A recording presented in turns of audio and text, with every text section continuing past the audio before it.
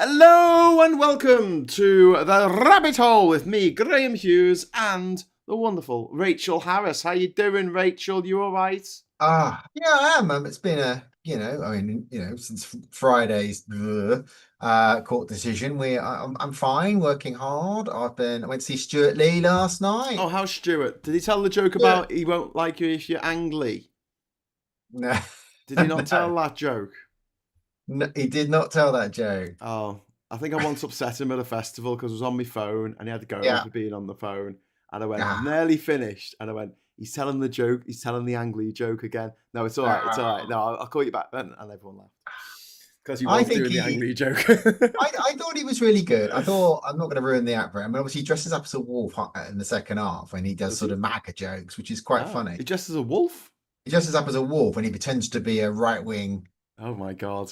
what he calls a Netflix 60 million a year comedian, and he goes Gervais, Chappelle, fuckers, and he does quite a lot of that, and it's really funny. But he, yeah, I mean, the first half is really good. The second half, my wife wasn't as keen on the second half. She liked it, and then he Yeah. sort of goes like, then he becomes a sort of left wing wolf, which is a bit different. And there's loads of little props and things, and he does quite a good Dave Allen moment in improv.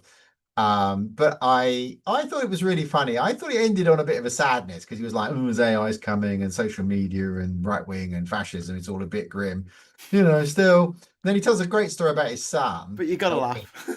Yeah, then he does a good story about his son, and he go, and he sort of says, and he says, "Oh, my son did all this great stuff. He wrote out leaflets, and he helped all the people in the area, and I was really proud of him. He doesn't empty the dishwasher though."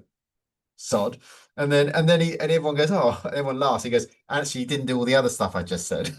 It's like, oh, because he was saying Gen Z's the hope, right? And he was like, well, actually, my son didn't do any of that stuff I've just said he did do. And it was like, oh God. So I don't know. And we had a great time. We had a meal, and I haven't been out for ages because I don't leave the house much. And so I had a good time. My wife and I had a little glass of fizz. We went and Oh, then nice. my biggest cock up though is because I booked the tickets months ago. And this is me thinking out the box. I decided to get two front row seats, Yeah. same price as anywhere in the stalls. But he interacts with people in the front, right? So I thought, yeah, I'm going to be in the front. No, I'm going to interact with Stuart. So I booked the two middle front seats. When we arrive, we're going in, and it says, I look at the tickets for the first time, and it says U15, U16. I said, that's funny. U's towards the back, and it's A towards the front. I don't understand. And so we were in the middle two seats at the back. In my head, because I'm a bit on the spectrum, I thought the widest and most amount of seats would be at the front, but Right. no, they're No, at the back. but no. So I said to my wife, I'm really sorry, we're not at the back. So didn't get to interact with him. We were at the back, but they were great seats. No, there was no blocking. We were high Yeah, up. yeah. We could see him clearly and hear him clearly. It was fine.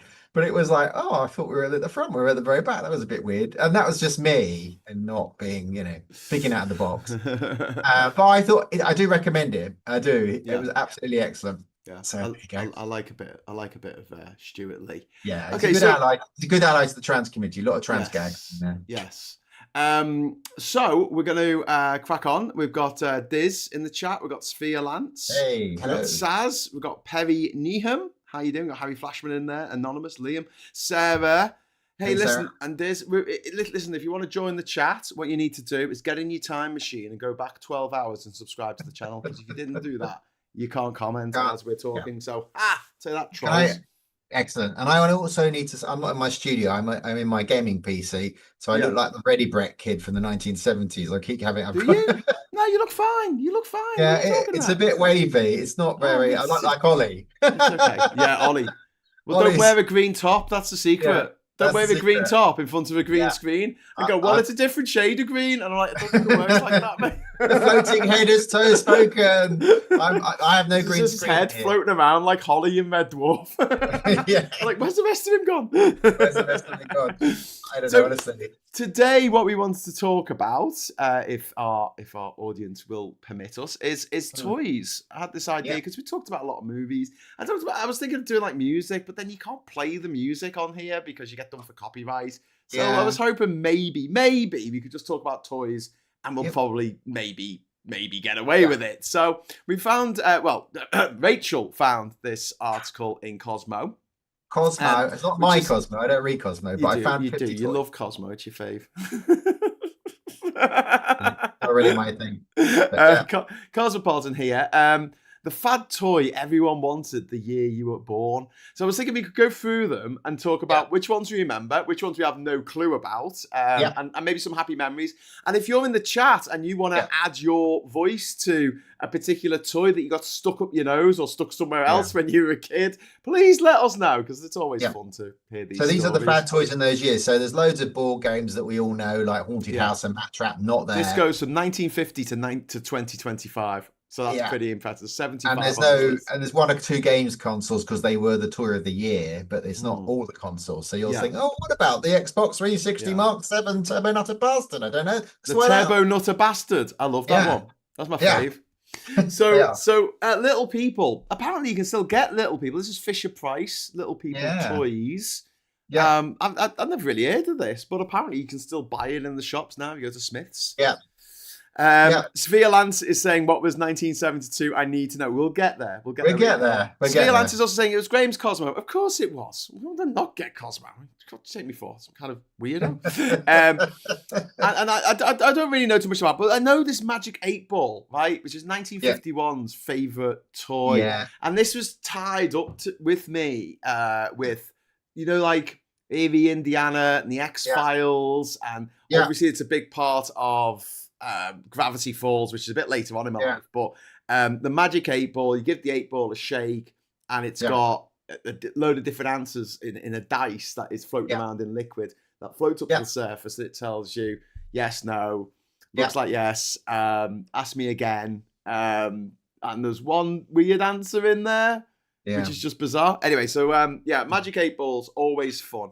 I thought once it would be really fun if I had an agent or a lawyer. Even a lawyer would be better, right? So if it was actually being pursued for presenting roles as it used to be in the past before I got old and cantankerous, and all my hair fell out. I thought it'd be great to have send them a little video clip of me with my lawyer on a couch, like an old couch in the middle of a field, old knackered old couch, and I'll be like, so are we going to do this thing? And then my lawyer would shake the Magic 8 Ball, and then he'll look at it and he'll be like, signs point to no, and then it would just end. I thought, that'd be really cool. Send that to people when you don't want to do a job. But obviously that never materialized. I had one of those I think I had one in the 7th. No, I didn't have a deprived childhood at all. But all my toys were kind of broken because they were all hand-me-downs from my brother and sister. So I had a Magic 8 Ball, but there was no water in it. So I had this rattle piece of plastic in a ball. Yeah. So that was my Magic 8 Ball. This is going to be a theme on a lot of these toys for me. Sarah's saying, I wish I kept my Game Boy. It would be worth some money now. Is it? I don't know. I've got my Game Boys. I've got all of them. I've got my Game Boy original. That comes up. Game Boy Advance. Game Boy Advance SP. It's Graham, we're both 79 babies, so grew up with the same toys, says Sarah. Yeah. And according to Sophia Lance, Little People are difficult to remove from small noses. Ask my parents. I've got a friend who's a paediatrician, and I once asked him what his favourite part of the job was, and he just said, they're absolutely removing toys from children's noses. You get to pull it out and go, yay! Kids in floods of tears, the parents are happy. It's just, I put a ball bearing in my ear once when I was a kid, about 1973. Oh, wow.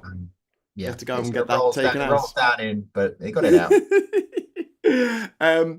We got a Slinky next. I mean, everyone's had a Slinky. I did. Mine was broken. You'll be very surprised to hear. It had a bit of slinkiness, but it didn't do the thing. They go down the stairs once, and then that was it. Once and never again. Exactly. They're kind of like a one and done toy because they've got the slices kink in them, and if they sort of would mesh around themselves, wouldn't they? And then you just try and be like untangling it, which was a nightmare.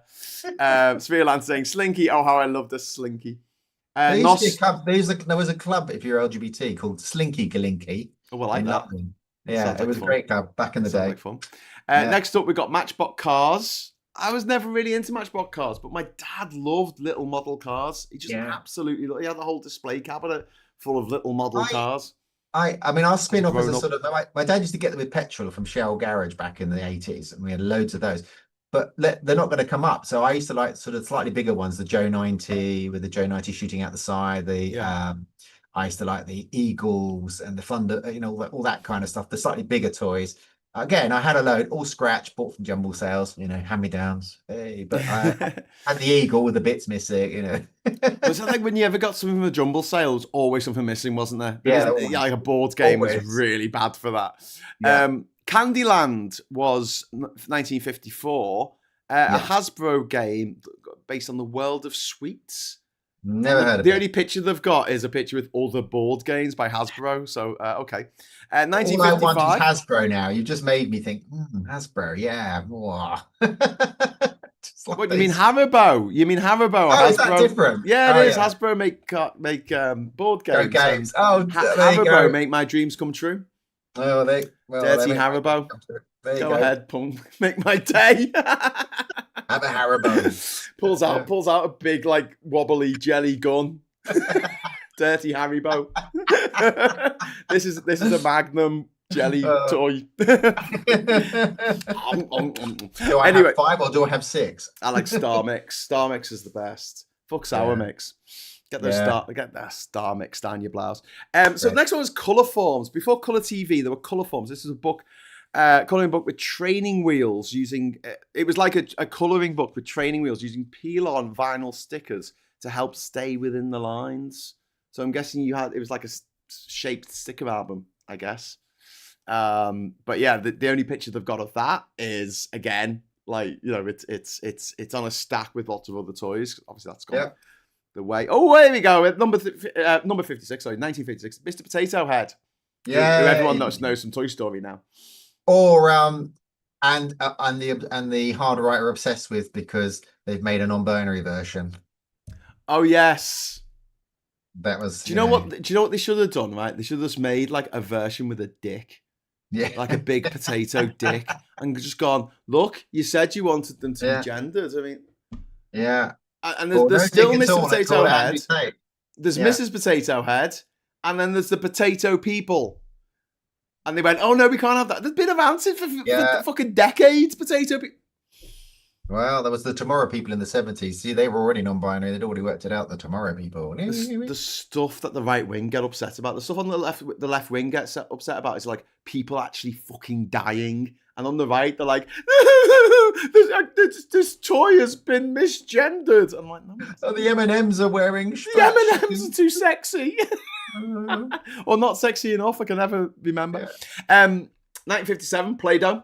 Still sell Play-Doh. You can still eat it. More stuff for putting up your nose. Server says, I love my boggling. And Russ says, oh, Play-Doh, plasticine, shaker maker. Yeah. Tangtastic for the win. And Pygmalion says, I've still got my Joe Bucket's car? O-car? Joe O-car? No. Oh, it's Joe 90. It's Joe 90 because the brackets are on the 9 and 10 on the key, or 9 and 0 on the keyboard. I solved the riddle. He used to come out the side. You press the button, he'd come out the side. My glasses are Joe 90 glasses. Got them off Joe 90 of my big rat friend. Oh no, Captain Scarlet. I'm thinking. Sorry, Captain Scarlet had Joe 90 was the kid with the glasses that made. Was he the one who shrank, or was that no? He was the one who was super bright. Yeah, very clever. Because he was in this machine called Big Rat, and it was a big, like, 60s machine. I remember the music. I've got soundtracks of ATC, and that's on it. 1958, Viewmaster. Oh, yeah. You used to look through... I think they weren't called Viewmaster. They were called something else, weren't they? Stereoscope or something. Yeah, but I had one that had... You couldn't put other cards in. It was fixed, and of course, it was broken. It's just going to be a list of things that were broken that you got as a kid. I told you. My brother and sister had. I got down. My mum and dad were like my mum and dad were kind of. They were very strict on my brother and sister, and when I came along, like I was a sort of late baby. I was like 7-8 years later, and my mum and dad were like, wow, what the fuck? We're hippies now. We tried everything, nothing's worked. You can do what you like, and so here's all your brothers and sisters' toys. We're not buying you any new toys because we're giving you freedom at 16 to do what you like, and they did, and I became a very responsible adult. But they're like, yeah, we're not buying any toys. Well, 1959, it's Barbie. It's got to be Barbie. Hey. Now that they have a autistic Barbie, I want an ADHD Ken. Yeah. Does he finish it? Does he finish anything? He doesn't finish anything. His legs are jigging all the time. He never lets you finish a sentence. Yep. I'm very familiar with that.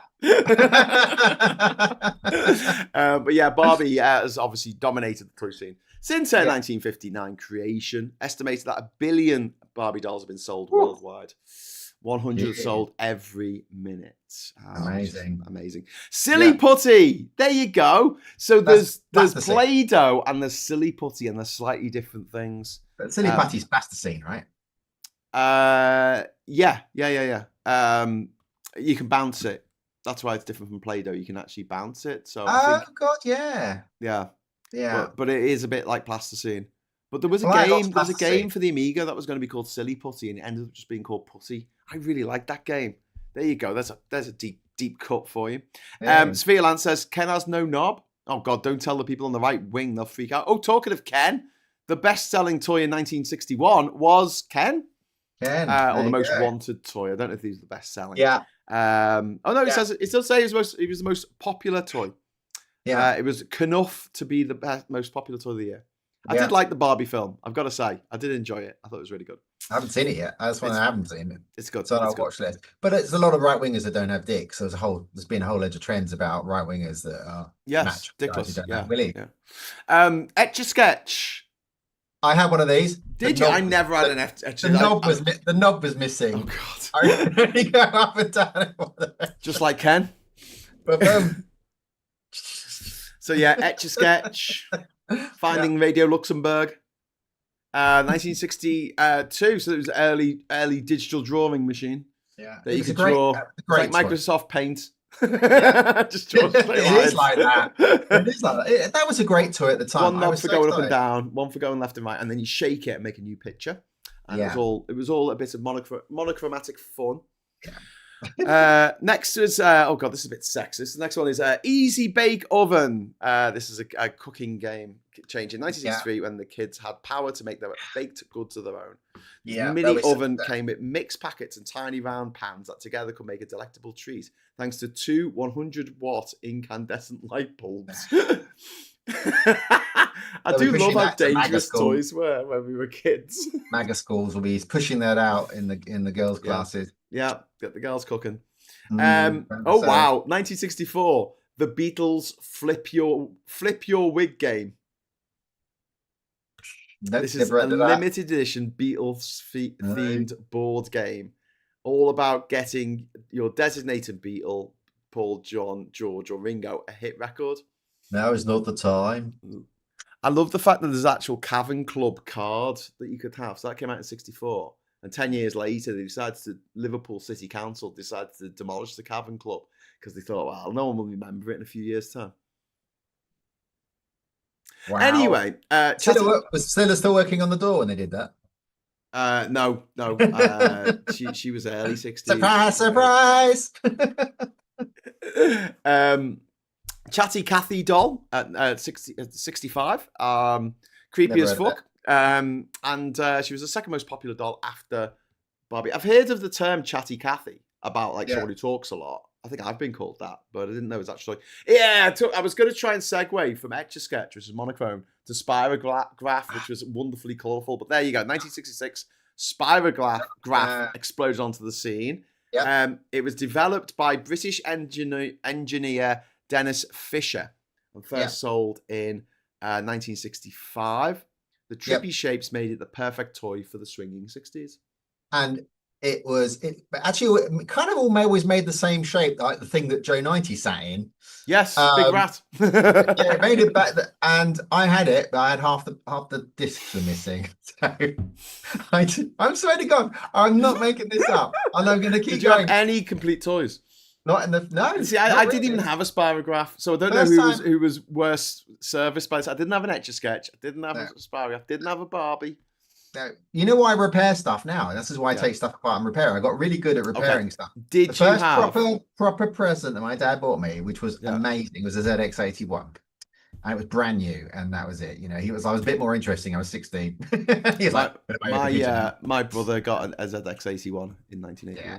I loved it. I loved it. Great days. I think the first game I remember seeing or playing was either Jetpack or Attic Attack. So if one of them wasn't available in 1981, it wasn't that. But that's one of my earliest memories when I was like 2 years old. Yeah, Elite is the best game for the 80s PCs. It's on the Dragon 32 on the Atmos. It was on the BBC Micro. Yeah. I've got it on the Amstrad here that I've just restored. I love Elite. It's a great Elite game. was brilliant. Yeah, and the sequel Frontier wasn't quite. That's right. Wasn't quite up to it. 1967, Rock'em Sock'em Robots. Yeah, did you have this is the year I was born, and I used to play this at my friend's house because I didn't have this. Okay, and I have to say, we played this when I was 8 years old because obviously this is the year I was born. But I used to go to his house and play it, and it was broken. Hey! I didn't want to end as the broken. But you'd hit it and the head would go bang.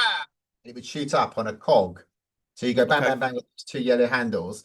So was it about making contact then? So would you press the handles? So you move the 2 robots in the pen were all sort of underneath, and it would hit it, and you would hit the head, and if you hit it enough, it would go zing, and it would shoot up on a spring on a zigzag bar. Yeah, easily breakable. Wow! Yeah, wow! It was great. That's pretty cool. Simple times. So 1968, best-selling game, Monopoly, even though it'd been out since forever back then. I mean, it was like 1930s, wasn't it? But it's had several resurgences over the years. 1969, Mousetrap. No, I never had Mousetrap. My neighbour did, and we only played it once because it took so much bloody setting up. Well, there's no setting up with Mousetrap because you're setting it up for the finish, but the idea of Mousetrap was you play to build the trap. Yeah. I know what you play for like an ages and you have the trap. But most people just set it all up just to see what it would do. But like most of the games that the people had, bits were missing of that. Haunted House, bits are missing from that. Operation, there was always a missing bone. Yeah. It's like just like Ken. Yeah. Ken's missing a bone. This is gonna run this gag, I'm sure. The Mousetrap was a good game at the time. We thought that was an amazing game. Only the rich kids had it. Yeah. Why is my list run out? Well, I did the list before. 1970 is G.I. Joe. Why is it? I can't see the next thing. It's not coming up. I've got Well, click on the link I sent you. It's got the article. That's what I want. That's what I want. Oh, I'm gonna have to get rid of this because obviously it's not liking me now. Scrolling the article. It's because I was looking at it on the mobile version of it, so it's gone a bit different. Slinkies. Hang on a sec. We just got to move that, and then we're gonna start another goal. Let me just get things sorted. Play-Doh, Silly Putty, Etch-a-Sketch, Easy Bake, Flip Your Wig. I can see you scrolling in the picture behind you. Oh yeah, you can. Look at that. see what I'm doing. There you go. I've got the Atari 2600 here. Yeah, we're at 1970 G.I. Joe. G.I. Joe. I prefer the $6 Million Man, which was around this time. You could press the button and his hand would go up, and he had an eye you could look through his head, and it was magnified. Was it Eagle Eye? Because it's Action Man over here, wasn't it? It was Action Man had Eagle Eye, and $6 Million Man had an Eagle Eye. He had one bionic arm where you could go and press the button and up it would come. We never called our soldiers GIs, did we? That's why in America GI Joe. It was just Action Man. So it was just Action Man. Just Action Man, yeah. Relative of Danger Man, I think, from the 1960s. Great show. Patrick McGowan, who went on to become the Prisoner. He did, and some people think that it was the same character. Well, some people do, because he was at the end of the Danger Man, he goes, and he bangs the desk, and then at the beginning of the Prisoner, there's a scene where he bangs, and it looks like it's him. Yes. But he knows too much, so we need to send him to Port Merion to buy some plates. He knew too much. Whereas I'm the man who knew too little. 1971 Weebles. Now, I never really had much of a run-in with Weebles, but apparently they were a big toy in because they never used to fall over. So the advert was Weeble wombles and we never fall down. It was a simple time in the 70s. What a crazy Scarring. Scarring adverts. But Weebles just reminds us of these politicians who never seem to stay down, like Trump and Farage and stuff. Just stay. Sorry, politics. Just stay down. You need a oops, sorry, politics banner to come up. I do. So 1972, we've got Boggle. I played this. This is the word game, wasn't it? You had a letter grid. And you had to try and find as many. It's not a game for me. It was like a 16 dice with letters on, and you had to try and make as many words as you could within like a minute or something. Yeah. Nerf, 1973. Nerf guns, obviously they made a comeback. They're a lot bigger now than they were when I was a kid. They're more dangerous now. My nephew practically had a fucking armory in his house of Nerf guns hanging on the wall. When my wife first met my nephew, she got into a gunfight with him, and she chased him up 4 flights of stairs with the Nerf gun, and he was running and he's firing, and he locks himself in the loo and goes, "I got to come out. I surrender. I got to go to the loo." Yeah, I was but I feel a bit funny about guns in general, on flags, and also as toys. It's just a bit of a weird. And I know that as a kid, I thought, I had a cap gun or something. It was really fun, but I don't know. It's the best thing. Well, the kid of the gun in the 70s that all the boys had was called the Johnny 7, and it was a machine gun that you could throw on the ground, and it had a sort of color tube at the end that went it made it look like it was fire coming out the front. But the Johnny 7, you could pull out of it another handgun. It was inside the John, and that had caps. It was a cap gun. Nice. And all the boys, and my brother had one, and it was broken.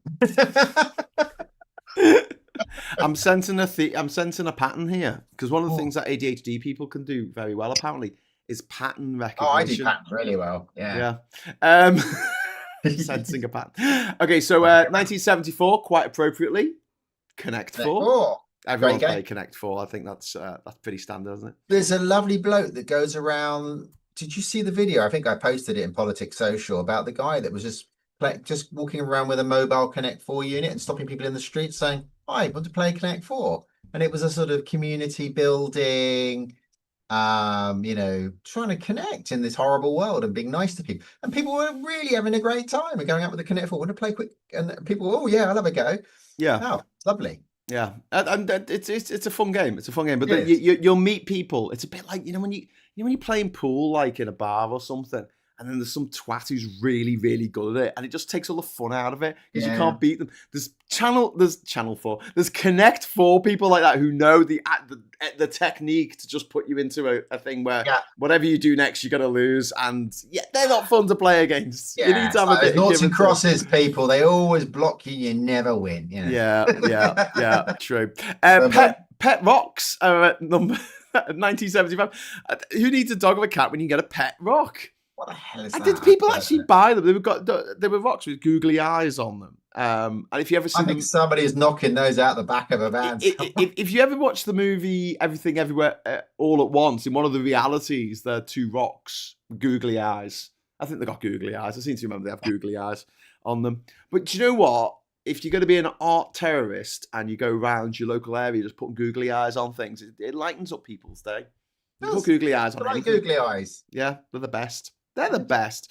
And actually, our audience are the best. What are people saying in the chat? We've got Connect 4. Russ says it's got Connect 4. Spud Guns. What do you call you? Oh, yeah, they were great. Why did they call you Spud Gun? Give me a spud and I'll show you. Why did they call you Dave Hedgehog? Give me a hedgehog and I'll show you. Bottom. Moving on. Footham Stuck says, "You managed to get a weevil up your nostril. You must have a nose like Kenneth Williams." I'll stop messing about. Stop messing tonight. Pete Dencat says, "Prisoner was about a reactionary man that was a prisoner to progression. That's why each episode contradicted the last. And in the last episode, it turns out that the person who's number 1 all along was Patrick McGowan." Sorry, spoilers. Spoilers. And Liam McKern's in that, who's in Rumpole, which is the series I've just finished. Yes, that's all good. 1976, something that I never went more than a meter on, a skateboard. Skateboards. I never had one of those. My friends did. I didn't really enjoy it. I just, my balance is a bit. Yeah. It's the least efficient way of getting around.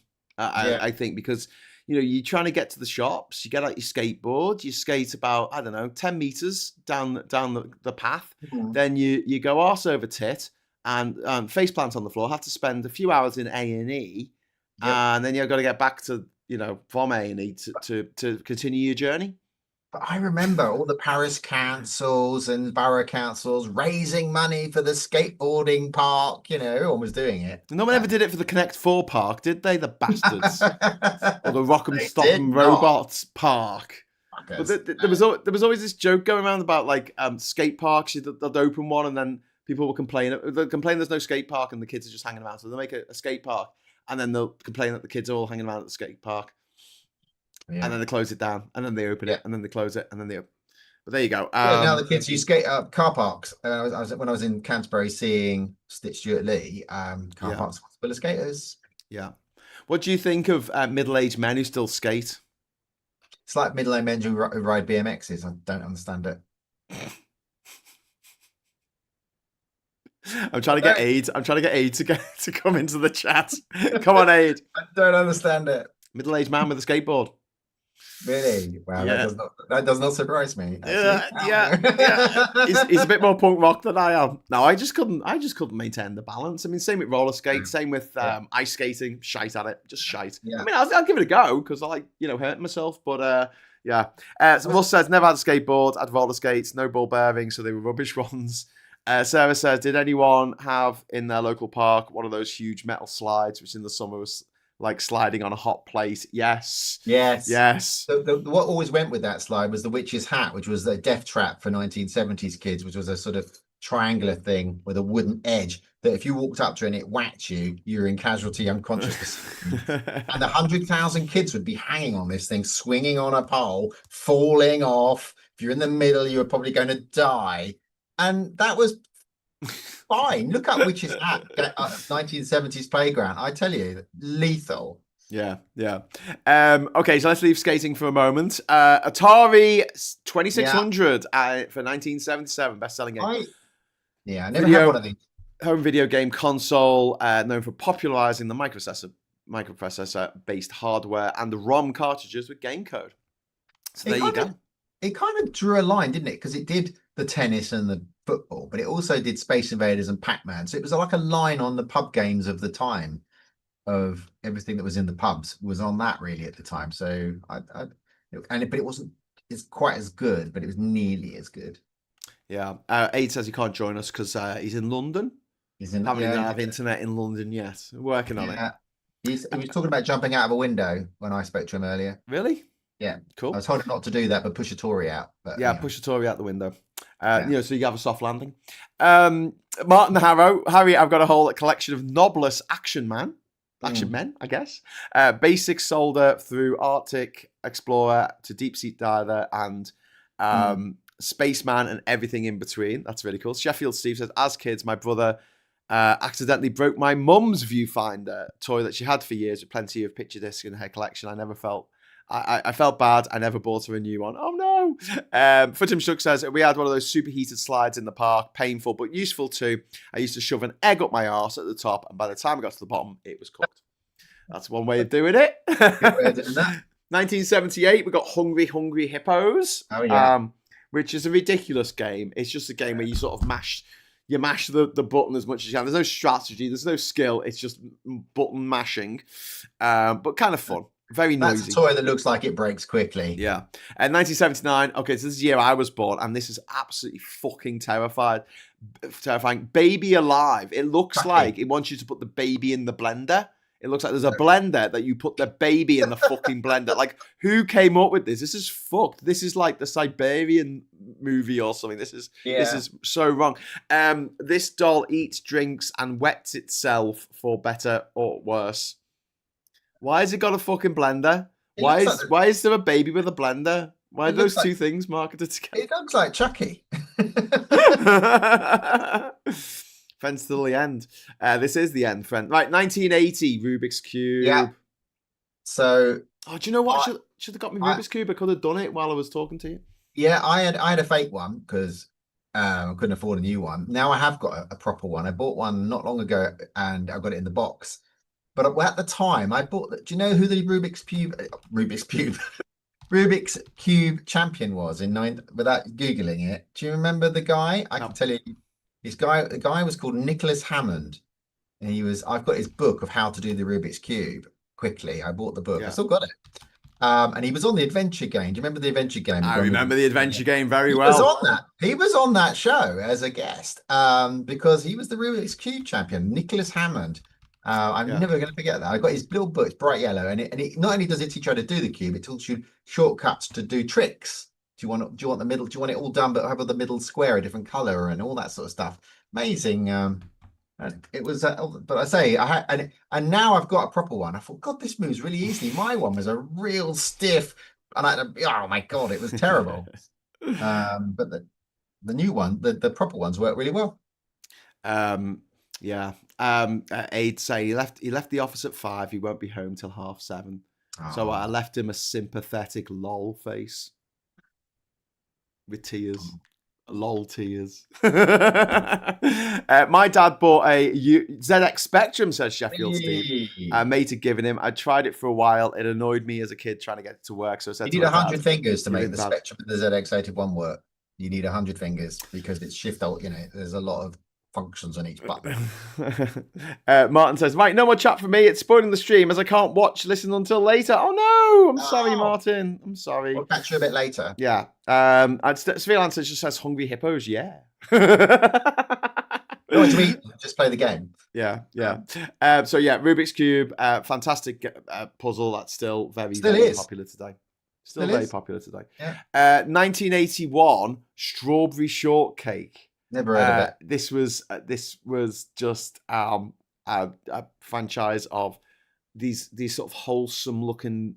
I really hate that style of animation with the rosy cheeks and the not for me, and didn't taste very well. Didn't taste very nice either. Unlike real shortcake, which tastes all right, because everyone knows what their toys tasted like. Glowworm. This is 1982. A toy's head that was light up where its plush worm body was squeezed. I don't even remember that. No, I don't remember that one at all.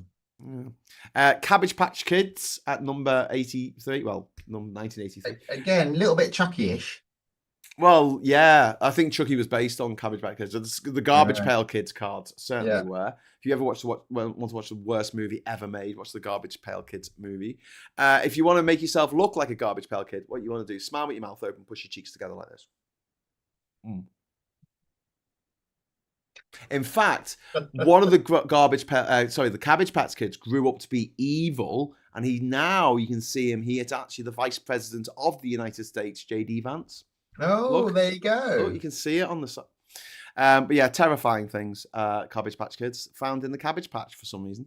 And My Little Pony in 1984.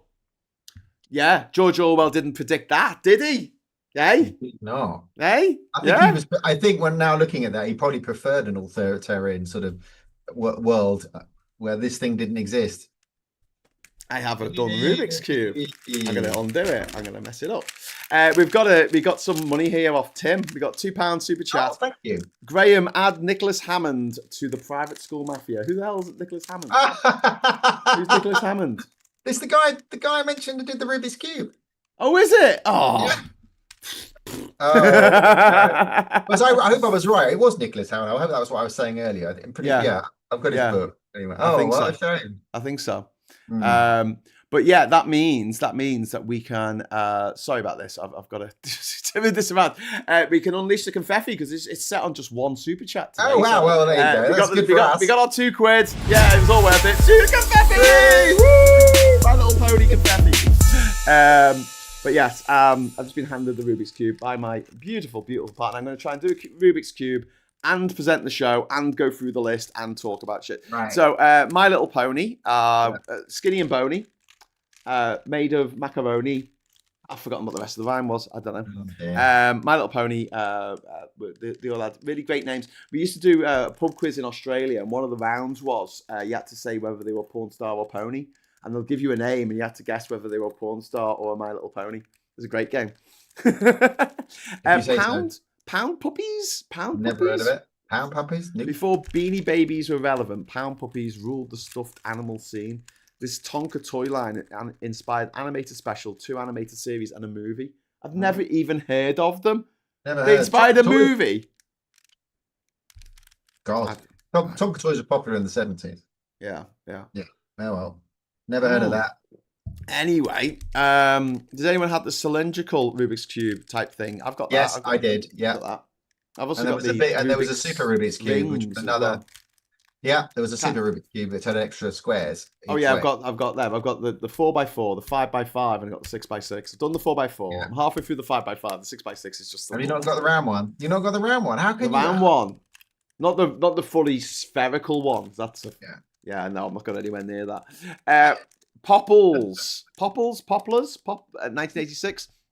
Colourful marsupials. The Earth at this point. I know. I don't remember this. It came out when I was 7. I don't remember this. It's an American list though.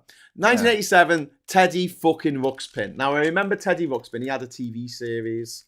He had a built-in cassette player in his body that would read you stories. So you put any tape in it, basically, then, can you? Well, that would be the hope, wouldn't it? So it could stick in, be, AC/DC or something, and it'd be like Jenny Agutter reading the story of O. 1988 was the NES, Nintendo Entertainment System, 8-bit game console that went on to launch 1,000 million gamers.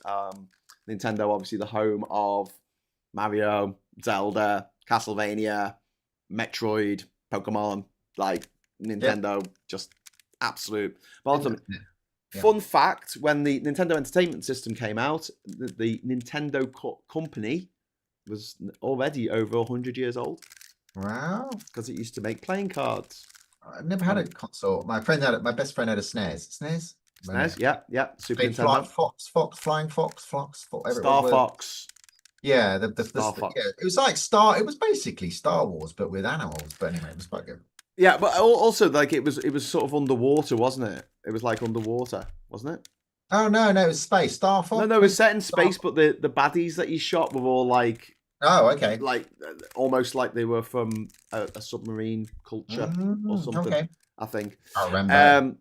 Part of the people with grain prices. I remember metal Tonka trucks. I whacked my brother over the head with one in 1987, and my mum had to take him to A&E. Oops. They were heavy. Yeah. Kevin Ladd says, I once got 8 squares of the same colour on a Rubik's Cube. Personal best for me. Yes, well done. But yeah, the NES, I never had a NES. My cousin in Denmark, he had a NES, and when we stayed with him for a couple of weeks back in 1989 or 1990, lots of Castlevania, lots of Duck Hunt. Hey. There you go. Which was quite a clever game for its time. I was just playing Saberwolf on the Spectrum. Yeah. What I did have though. Hey, this is Game Boy. To Sarah.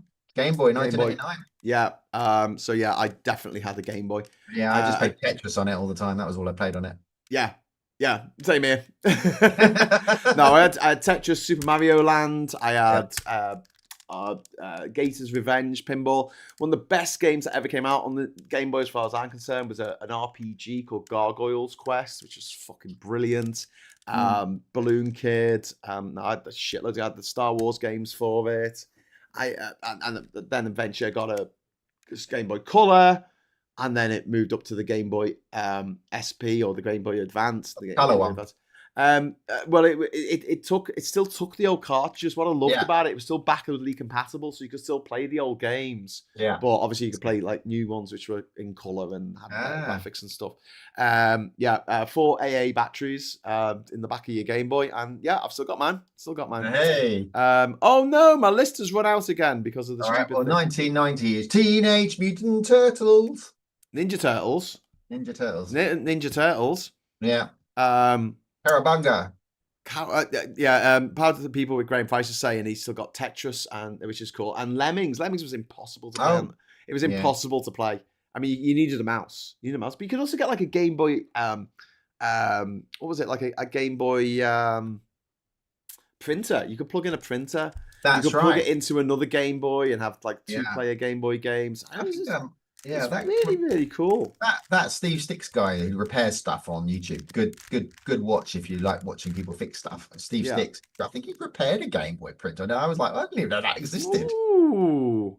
Yeah, and there's a really, I think it was like in the mid-90s, they brought out something called the Virtual Boy, which was like a cross between virtual reality and the Game Boy game.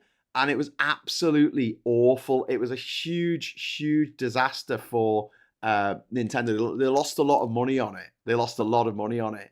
And it made people sick. It made people genuinely like motion sickness. So that was pretty bad. Pretty bad. But yeah, 1990, Teenage Mutant Ninja Turtles smashed onto the scene.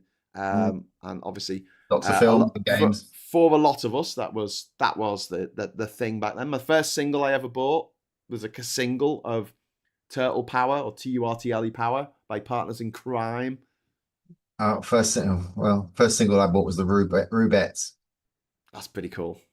Sugar Baby Love. There you go.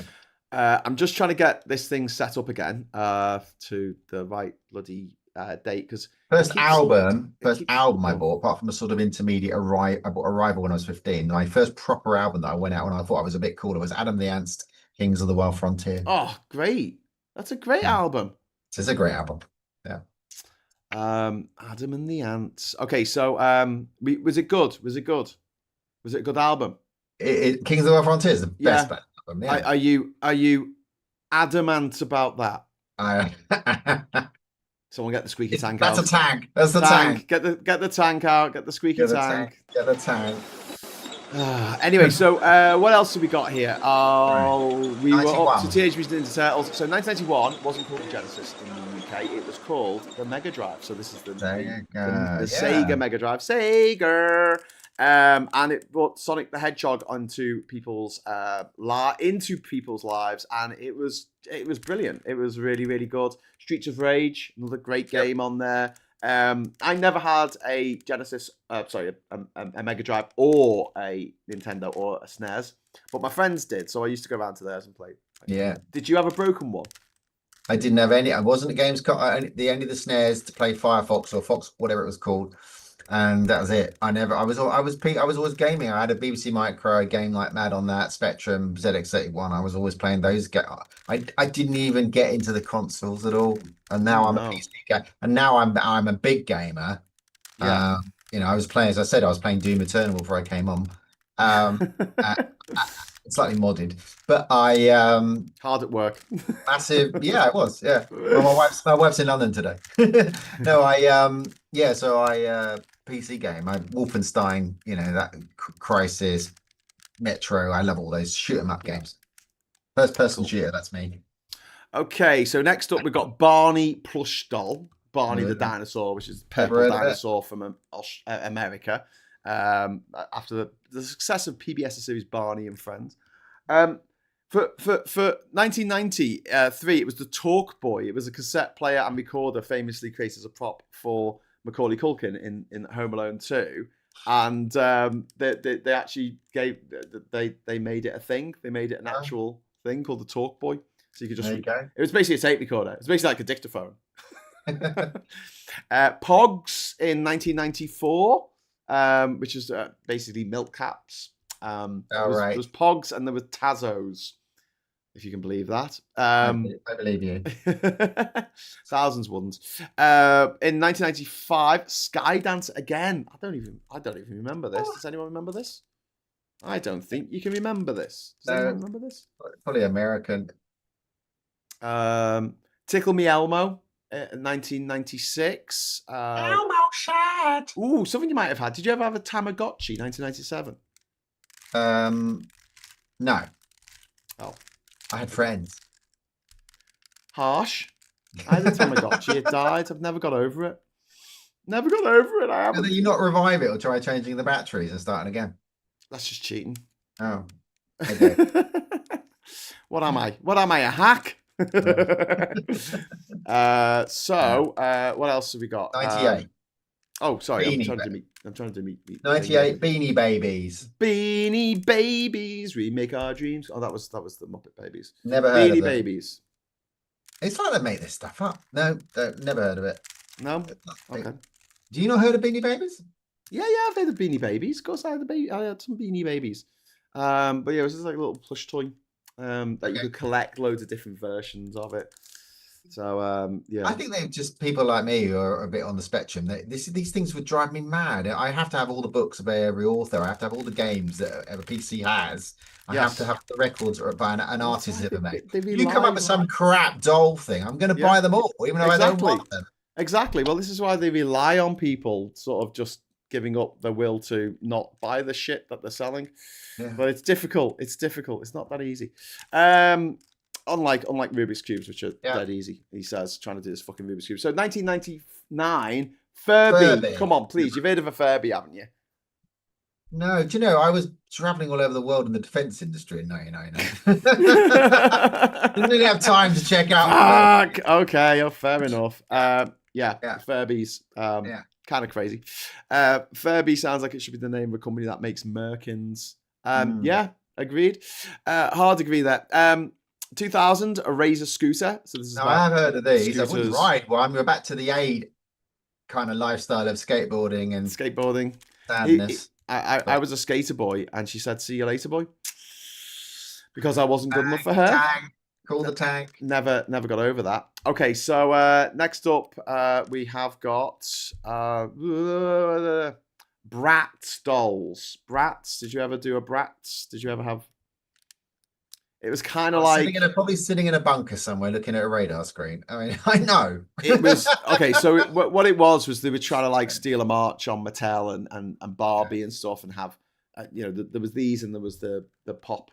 They came a bit later than the pop girls. Fur Real Friends. I see what they've done there, because it's like for real, but it's fur real. Moving on. 2003, Dance Dance Revolution. So you got like a mat, and you put it down. You danced on the mat. It had like up, down, left, right, and you danced on the mat. It's like Guitar Hero on the ground. Yes, that's exactly what it is, and it was really good. And I want to set one up on Trump's grave when he carked it. Sorry, bit of politics. Oh, bit of politics. Never heard of that one. Robo Sapien. I do remember this. Apparently it had 64 different functions, including farting and burping. And it would dance. 2005, Guitar Hero, huge game. Yeah, I had Guitar Hero. So there you go. I lied about the console. Doing defense, and then you played a game. Yeah, because I did buy a Nintendo Wii and had the tennis, and I had the bowling, and I had the mat where you were running on the spot and doing your exercise. I had Medal of Honor, which was a really bloody good game. Sort of fight the beaches and fight across France, as you know. I really loved that, and I had Guitar Hero, and I had the plastic guitar. Oh, brilliant. Actually, I only gave it away recently. Gave it all away recently, because you can't sell it on eBay for 15p. So anyway, I gave it to somebody who works in a warehouse who does night shifts and was really bored. And they came and went, "I work on my own. This is going to be brilliant." I was thinking, imagine this security person sitting in a warehouse doing Guitar Hero on their own. That does sound like a plan. Okay, so next up, what? There it is, 2006. There you go. Have a Wii. Have a Wii. That's when I bought it. Ooh, Furby to make an appearance in the EVs this year. That's from Tim Ballum, maybe. And Saz, £2 super chat as well. So thank you very much, both of you, for the super chat. And that allows me to fire up the confetti cannon again. Confetti! And we'll crack on with the list. So thanks very much for that. Thank you. So Nintendo Wii, good games console. Still is it? It's a shame they closed the network. Still got one. You could drop your little person into a little sort of town square, and all your friends could drop their little people in, and you could all. Oh, it was great. Oh, it was lovely. It was a lovely little community. A lovely community thing. It was nice. We were quite lucky because I got one just before lockdown, so it was the Christmas before lockdown. I got one on Gumtree or something. Yeah, off someone else living in Durham, and so we played a lot of Super Mario Kart during lockdown. Brilliant. Me and the kids. Because you have to do something, don't you? You had to do something. I built a flight sim. 2007. Yeah. Webkints. I've never even heard of these. Never even heard of them. Webkinz, anyone? Webkinz, anyone recognize this? Stuffed animals didn't look really different from anything on the market, but came with a secret code that let kids play with their toy virtually on the WebKids said website. That doesn't sound... sounds a bit... Yeah, that sounds a bit wrong. Right. 2008, Boogagan. What? 2008. Bakugan? It's a battle kit. Descendant of Pokemon, a Japanese toy in the shape of a sphere that opens to reveal a monster. Not like exactly like Pokemon. Okay. It's like an advent calendar. You wait 25 days and you open the chocolate. Basically, it was a Pokemon rip-off. It was a Pokemon rip. A rip, I tell you, a rip. Okay, so I've messed this up, by the way, because I wasn't paying attention. Can't do 2 things at once, Graham. I'm trying to do 3 things at once. I'm trying to read the comments. Well, I'm trying to do 4 things. I'm trying to read the comments, talk to you, listen to you. 3 things. Make the list scroll down. Make it appear on the screen correctly. Get the confetti to work. I think also the socialites and I will read it into the history of this session. Yeah, you can do the Rubik's Cube, so you can put it down. We know that you can do it. No, but I don't know I can do it. I'm losing all sense of self-confidence here, which is sad. But there you go. The one side's done. Hey. I just need to put that on there. You should read the Nicholas Hammond book, Who Went to Private School. Zuzu Pets, 2009. Again. Bottle glass. Never heard Silly Bands. Missed this completely. What is that? No. Lala Loopsy Silly Hair Dolls, which just like a plastic nightmare. Skylanders, a bit like Highlander, but in the sky. Skylanders, never even heard of it. Combine 2 things that people love, kids love. Skylanders epitomise the larger fad of toys to life, video games that include figurines. We sold only one. Yeah, absolute shite. Anyway, so do you know what another problem is? I can't quite tell the difference of the colours on this because of the lighting in here. Because I've got the light in front of me. I need to be on this side, but whatever. Moving on, we've got Rainbow Loom in 2013. I'm sure the socialites are going, what the heck? Because they're we didn't get Big Tracks, we didn't get Scalextrics on this list. I think this was a British Haunted House, Colditz Castle. We didn't get Meccano. Great board games, Meccano, Lego. Elsa dolls. We got Elsa dolls from Frozen. Shopkins, Hatchimals, fidget spinners in 2017 for the ADHD is out there. Scroll. LOL surprise. That's what they're called. LOL surprise. Not pop. It's LOL. 2019 Baby Shark. There was a pop song. Don't sing it. Don't sing it. Don't. We'll just go. Talking of babies, Baby Yoda was the top selling toy of 2020. Because obviously Baby Yoda's super cute. That's got to be Mandalorian, right? Yes. New series coming. There is a movie. This is the way. This is the way. And then next up we've got Magic Mixies. Magic cauldrons cast a spell on young fans who love putting together potions in order to create a mist that reveals very interactive. I don't really like. Obviously, I don't really like any of that. Yeah, Squishmallows. Our kids have got some of them. Barbie in 2023 again because of the Barbie movie. Comeback. Yeah, makes a massive comeback. Funko Pop. So the only one that's been in here twice is Barbie. There you go. Yeah. Funko Pop in 2024. Yeah. And then we've got this year, last year now, Labubu's. Labubu's. I've heard Labubu. It's just like, let's just get something round. We'll stick it in glue, throw it at some fur, and give it a stupid name, and people are going to buy it. I like the cut of your jib. I mean, I don't know. I might be an old fogey, but I just like, I don't know. I like things to be a bit. Well, I'm missing, So what was missing on the list? What do you think should have been in there? What do you think should have been in there, people in the chat? I don't know. Yeah, that's better. They missed the OG Xbox in 2001. Games that I never really wanted when I was a kid. Mousetrap, which was there, but Haunted House was really popular. When I was sort of teenager, everyone wanted to play Colditz Castle, but nobody wanted to be the German guards. Let's get the Colditz. So that was a really good game, and Risk and all that sort of stuff. So there were some really good board games if you're into it, but I don't know, consoles and all that sort of stuff. I thought that would be maybe some PCs. I mean, ZX81, the ZX80 was it was a game, sold as sort of a game, but maybe I thought Spectrum was a game. It was early gaming. Well, you'd say that you needed it for your homework, didn't you? Yeah. It'll help me with my homework. I think B3TA did a song about that. I mean, I didn't. I mean, it shows you. It's like when somebody shows you for the internet for the first time, you don't know what it is. I remember somebody showing me the internet in 1995 and saying, "Look at this," and they're showing me. And the first thing they put up was a porn site in Japan. That was the first thing I saw on the internet. Great. Wow. The way of the future. Yeah, the way of the future.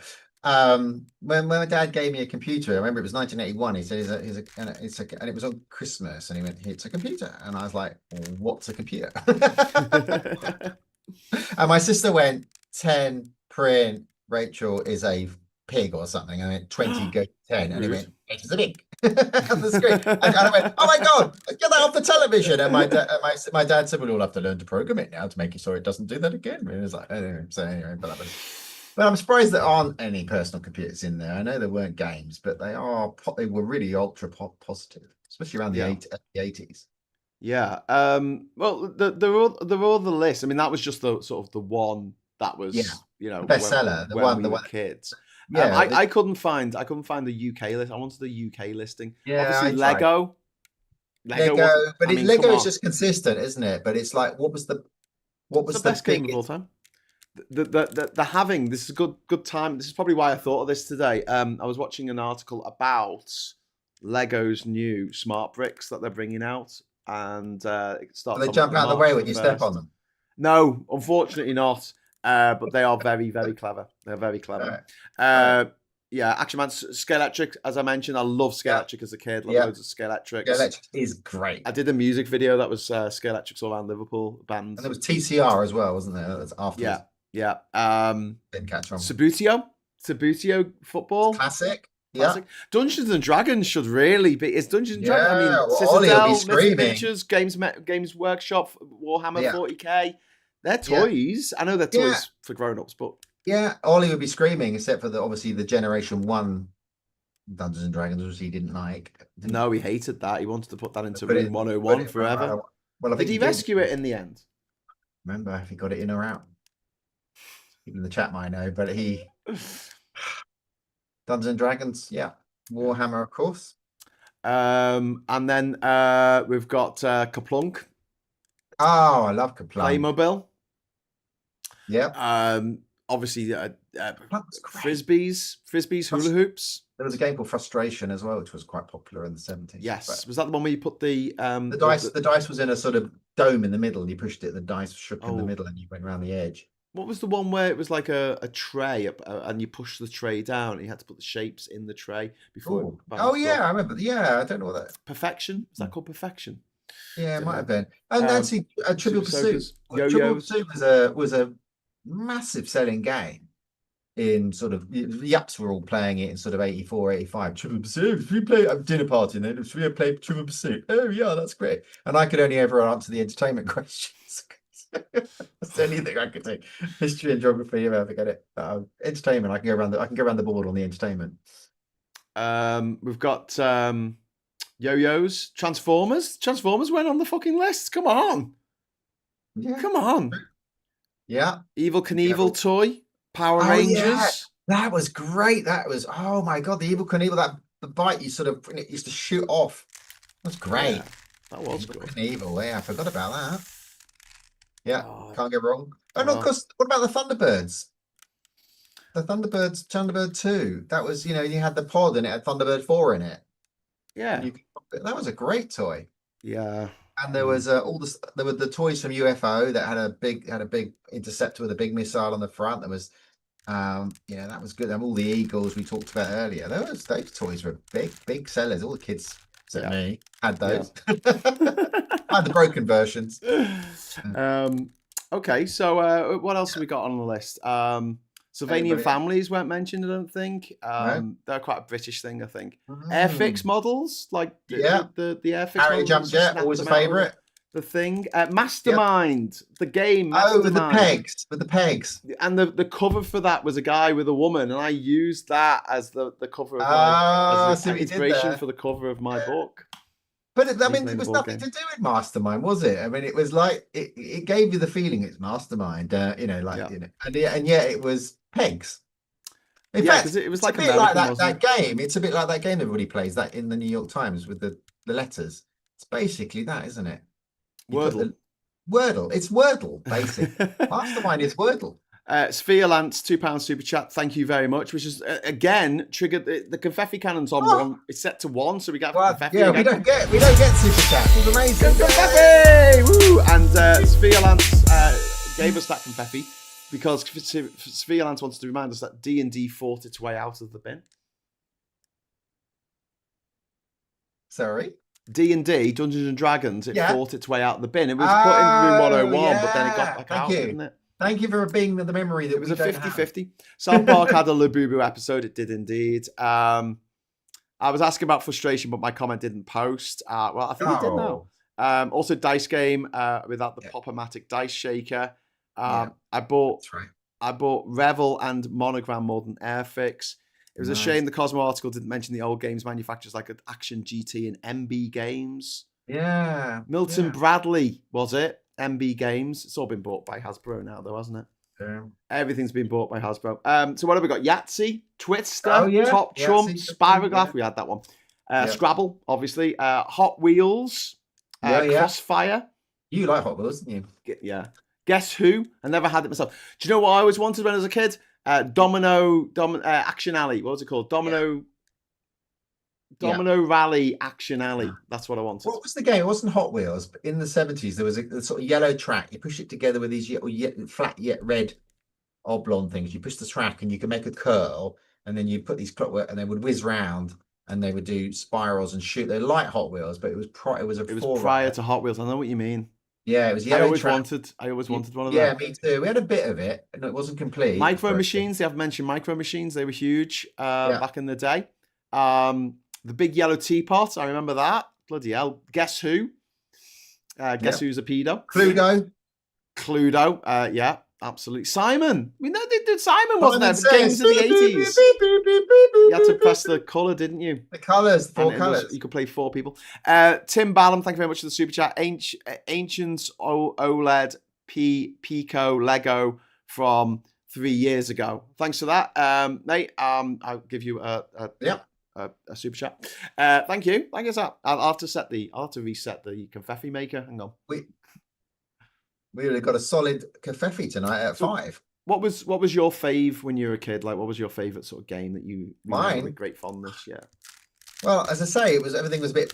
I lived in the countryside, so we went out on our bikes for 12 hours, and then we came back when the lights came on. But what toys did I play with? I mean, I like Meccano. My dad bought me. My dad was an engineer, and he wanted me. I had Lego and I had plasticine, which I really liked. I used to mold stuff. And he bought me all this engineering Lego back from his factory, which was that tiny Lego, architect's Lego, and I used to play with that quite a lot. But I played with Meccano a lot, and he bought me. Hey, there you go. And he bought me an electronics kit. He bought me an X24 radiophonic electronics kit. Cool. And it was, make a light bulb. It taught you how a resistor worked and a capacitor worked, and all the things I've forgotten. And I'm trying, I'm blowing up keyboards now by putting capacitors into them. I'm having to relearn all that. But he was trying to get me into engineering, so I did Meccano, electronics kits, and it was, because all the other toys was. I quite like the Space Hopper. Oh yeah, Space Hoppers were fun. They were. Another thing that I didn't have myself, but other people did. Yeah, exactly. I didn't have it. My mum and dad's best friends' kids had it. Saz has given me the thumbs up and some badges. Yay, thank you. Hey, up the badges. I was a bit worried because if I move my hands down below the screen, it might look like I've already had one already and done, and I just sort of picked that up. So I was very conscious of trying to keep the Rubik's Cube in shot at all time. I'm gonna get mine. Mine's just next up. There's just a method. There's a method. You just memorize the method for doing it. Yeah, but you've got that kind of brain. I haven't got. I can learn the technique in a day because it's up. He puts ups and lefts and rights, and there's a up to, down to. and I can learn it in a day, but it's like, and then I forget. But that's how I fix. That's how I do it. I've learned the pattern. It's not Yeah. like I can look at it and go, "Oh, that needs to go there." And if I do this, Yeah, but this, you're this, this, probably- this, and this, I could never do that. Yeah, but I'm dyslexic and I see patterns. You're ADHD, and you can remember patterns from. We'd be great at GCHQ, wouldn't we? Code breaking. Yes. Yeah. Well, it pisses me off in that movie about the code breaker guy, Alan Turing. Yeah. Where they did a movie about him, and they had like the women who got the job. They were very good at cryptic crosswords, and one of them finished the cryptic crossword in 5 minutes. And I'm like, fuck off. Nobody. Is that the Cumberbatch one where they were basically? Yeah. My partner calls it going up and down from London on a train because it's just on the train all the time going up and down from Milton Keynes. Alvone says Pokemon card. Pokemon card got sold yesterday or the day before for $13 million. I remember us doing a show, a rabbit hole, on the day that just happened, and my whole episode was you telling me about it and me not knowing what the crap you were talking about. No, this was this week. This was this week. There was not that one. Sorry. Yeah. Oh no, the Pokemon card that got sold for 13. Oh, I saw that. But is it real? I guess so. God, I mean, 12 million quid. Is it? How much did it go for? $13 million, I think, for a card. What is wrong with the world? A Pokemon card. Yeah, well, people used to collect stamps back in the day. They only had Pokemon cards of the day. There's a museum in Mauritius dedicated to the penny blue stamp, which, for Mauritius, which was, it had the wrong words on it. Like it was a misprint, and there was only about 16 of them, and most of them got sent out by the Governor General's wife or something as invitations to a party. And there's a museum dedicated to this stamp. Obviously, there's other stuff in there as well. There's maps and things, old maps, which I find a lot more interesting. But the cost of building the museum was nothing compared to the cost of Mauritius buying back this stamp. Oh my goodness! Jeez, is it the penny red or the penny blue? Something like that. Oh my God. Blue. But yeah, that was just Pokemon cards at the time, wasn't it? It's just that there's something that is so rare and that makes it valuable. Same with diamonds. Diamonds aren't rare. You can make diamonds. Well, not necessarily. You can crush them, possibly between two other diamonds. I don't know. But they can make diamonds now that aren't dug out the ground by shoeless children in Sierra Leone. That actually made in a lab. That look exactly the same as a real diamond. The only way you would know they're not a real diamond is if you're a mad expert and had an electron microscope. No, the way they do it is they get a bit of coal, which is what it comes from, and they stick it in the arse of a maggot. Yeah. And then they tell it that they're going to make Mr. Potato Head non-binary. Their arse gets so tight, out comes a diamond. There you go. That's how it's done. Diamond. That'd be that greatest heist movie ever, switching out Logan Paul's Pokemon for a fake. Yeah. Oh, that is a great idea for a film, Nunez. Yeah, I like that. It's better than my one about the old guy stealing Concorde so their mate who's dying of cancer can get one more flight as captain. So we do Ocean's 14. And it's the breaking into Logan Paul's house in where does he fucking live? Is that the knobhead who lives in Puerto Rico who was complaining about the guy from Puerto Rico doing the show for halftime in the Super Bowl earlier this month? Is that the same guy? Well, it's the guy who got beaten up. Oh yeah, he got beaten up as well. Same time as Andrew Tate got beaten up. Same event, wasn't it? Some people. Anyway, politics. Anyway, we're supposed to have a hard finish at 7:15. Well, you don't have to do that tonight, do you? Well, I don't have to. No, I'm cooking a fish finger sandwich tonight. My wife is a dessert. Nice. Oh, I'm sorry. I know. I'll make up for it tomorrow night. Rachel, so thank you so much for joining me this evening, or letting me join you. I guess this is your show. I've got to stuff some food in my face and get back down into the basement and finish off working. Yeah, cutting bits of vinyl floor and little skirting boards. Skirting boards. I'm going to take large capacitors out of a solar generator and see if it blows me up. Cool. Okay. Well, you do that. Have fun. And the rest of you, thank you so much for indulging us this evening, talking about toys. You've been brilliant, as always, socialite. Banjo-Kazooie on the N64. That was a fucking amazing game. Oh, and what's the intersection if you're interested in what's going on with trans people? Yes, we've got this really fantastic episode of The Intersection that was recorded on Monday, and I put it online on Tuesday. And it's got lovely Rachel and lovely Hannah having a discussion, having a natter about all the shit that's going down in the trans community because people have decided to be absolute fucking knobheads. And the takeaway is, if I get this right, so you're working somewhere, you're working at a bar, right? Yeah. And if you're a woman, if you're a trans woman, you can't use the women's toilets while you're working. But then you finish your shift and you say, "Can I have a glass of gin and tonic?" And they go, "Here you go, have your glass of gin and tonic on the house." But now you're a punter, you can use the women's dogs. Yeah, I reckon that it's going to be really innovative HR contracts when you start as a trans woman.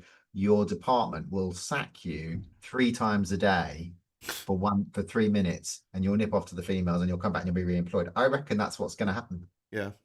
I think companies are going to go, "Oh, okay, Rach, you're a trans woman. We need you to use our loos. We're going to sack you for 3. But when we sack you, that's up to you when you want that sacking period." But don't forget that VFUC want to get rid of the Equalities Act, so it'll be perfectly legal for people to be sacked for being trans, being a woman, being black, being a Muslim, being a Jew, being the wrong flavour of Christian. Come for them all. Which is why I get angry in the politics social chat, because there's 1 or 2 streamers who are women who will not talk about trans rights, and yet it's coming for them, and we're on the front line fighting for those women. Diz just says in capitals, "Make it make sense." I'm sorry, Diz, I can't make it. Well, I'll make it make sense for you. This is all being paid for by the fucking oil companies because they don't want us to stop burning shitloads of oil because then they won't have as big a yachts as they have at the moment. They haven't got enough money. The billions they've made already, the trillions that these fucking oil companies have made already, it's not enough for them. So they've got to go after trans people. They've got to start new technology like Bitcoin and crypto and AI that just burns oil. That's the whole point of it. It just burns energy. Doing stupid fucking calculations that are just unnecessary for humanity to survive. They just want more space in their bunkers. They're all building bunkers and they want more space. So they're making as much money as they can now to add more space and more food to their bunkers. That's my theory. So if you find a bunker, shit down the air vent. What a time to be alive. Okay, so Rach, thanks so much. Thanks very much for everyone who watched. Saz has dropped another £1, £2 into the super chat, and so is Tim Ballum saying Lego to sack all ex-private school pupils. Sorry, legal to sack all. Sorry, I've got toys on the brain now. Legal to sack all ex-private school pupils. Yeah, it would be. You could just say you went to private school, you can't have a job here anymore. No overtime pay, no job guarantees, no renters' rights. They're going to go on the refuck. They're going to be able to sack you at the moment's notice for getting pregnant. If they'll be able to not give you medical insurance because they want to privatise the NHS, you see. So it will be up to the employers to give you insurance out of their. That's what Milei's doing in Argentina, isn't it? And now they're all red. Yeah. He's brought back slavery, apparently. Bringing back slavery. He has brought back slavery. We talked about it yesterday, saying he's paying people in food. It's now legal to pay people in food. Accommodation and food, but no money. Yeah. Which is slavery. It is indeed. Anyway, bit of politics there at the end. Not our politics. Yeah. The last bit. I'll be back tomorrow at 9 o'clock with Morning Brew, and me and Ollie are meeting at 6 o'clock to talk to a counsellor who has to pull up with a fucking council. So we'll be getting some inside track on what's going down with these reform fuckers and give you the information you need when you talk to someone who goes, "I think Nigel Farage has got the right idea." So you can absolutely give them down the fucking banks and tell them, what's what and what's going to happen if these bloody morons get into power in any significant way. Anyway, take care, everyone. Thank you so much for watching. Give us a like on the way out. We don't ask for much in life. Just a like. There we go. Just a like. Just lick the like. Give the like a lick. We all like a lick. A like. We lick a like. Anyway, I'll see you all tomorrow, I hope. Most of you. And until then, I'll say hello, good evening, welcome, and goodbye. Bye.